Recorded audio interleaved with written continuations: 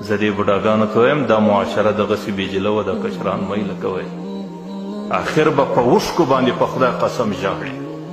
چې زه څه وکړمه د کور ماحول چې وینې کور به درته جهنم یې درته سکروټه به لیکن اختیار به دې مکمل د لاسه وتلی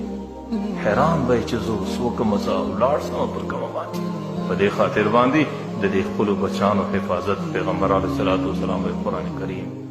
د قرآن کریم تعلیم د قرآن کریم تلاوت او په بچانو د قرآن کریم علم او بچان د قرآن کریم سره اشنا کول بچان د مسجد سره اشنا کول خپلو زنانو ته ویل خپلو بچانو ته ویل چې د قرآن کریم عبادت وکړئ او بیا خاص کر دغه مبارکې شپې چې اوس په کومه شپه کې ما ورته دا زما او ستا د دې تیرو د ټولو ګناهونو مغفرت دی حضرت عایشه مبارکه پیغمبر علیه السلام ته چې کله دا شپه راباندې ورسېږي ای د الله رسوله زه د الله څه وغواړم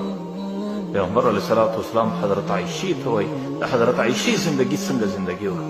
لیکن بیا ورته وایي ته دا وایه اللهم انک عفو کریم تحب العفو فاعف عني یا الله ته ډېر معافي کوونکی ذات دی یا الله ته ډېر مغفرت کوونکی ذات یا الله ما ته د خپلو ګناهونو مغفرت وکړي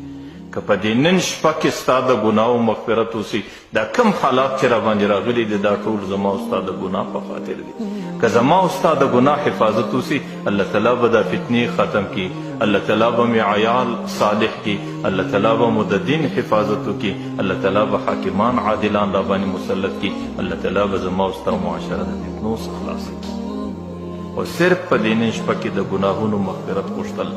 پیغمبر علیه السلام باندې چې به دا شپې راغلې بیا د ده په کور کې بچی او زنانه نه بېدېدل بیا به دوی د سهاره پورې ټوله شپه په ژړا کې ټوله شپه په دعا کې پیغمبر علیه السلام به دومره زیات ودرېدی حتی یتورمت قدماه پښې مبارکې به یې وپړسېدلې حالانکې هغې سره څه وو هغې ته الله مخکې لا اعلان کړی و چې ستا صغیره او کبیره مخکیني وروستني ټوله در معاف دي یو صحابي ورته د الله رسوله دومره محنت ولې کوې دی ورته وایي افلا اکون عبدا شکورا زه د الله تعالی شکر نه کوم ادا چې څومره نعمتونه چې ټوله زندګي په دې یوه سجده کې تېره کړې د الله د یو نعمت شکر نسي د دې یوې سترګې شکر نسي ادا کولی د دې یوې ژبې شکر نسي نو ځکه دا مبارکې شپې دي دې کې خپلو بچانو ته ویل خپلو زنانو ته ویل یو ساقی عبادت کول دا نه وایم چې ټوله شپه په عبادت کې ماخستن لږ ساقی عبادت کول اسلامي ته د نورو ورځ څه مخکې راپورته کېدل یو څو رکعته لمونځ کول او د ماخستن لمونځ په جماعت په اهتمام کول د سهار لمونځ په جماعت په اهتمام کول الله تعالی دې دا ټوله شپه په عبادت کې درته شماري او الله تعالی دې د لیلة القدر پیدا کوونکی انسان بولي په دې خاطر باندې د لیلة القدر مبارکې شپې دي او د لیلة القدر شپې د قبولیت شپې دي د عبادت شپې دي نو دې شپو کې لږ عبادت کول او د دې شپو د نورو شپو سره لږ امتیاز او فرق کول نو الله تعالی دې زموږ او ستاسو روژې او عبادتونه قبول کړي الله تعالی دې زموږ او ستاسو دغه مذاکرې قبول کړي الله تعالی دې مې د حیا او د عزت او د عفت حفاظت وکړي الله تعالی دې مې د خاندانونو د بچانو حفاظت وکړي دعا به وکړو دې روژه کې ډېر مردگان دي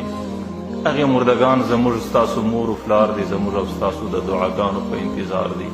ډېر انسانان په جیلونو کې په ډېرو سختو حالتونو کې د روژې مبارکې شپې تېروي دې ټولو ته به دعا وکړو الله تعالی به زموږ په دعا باندې زموږ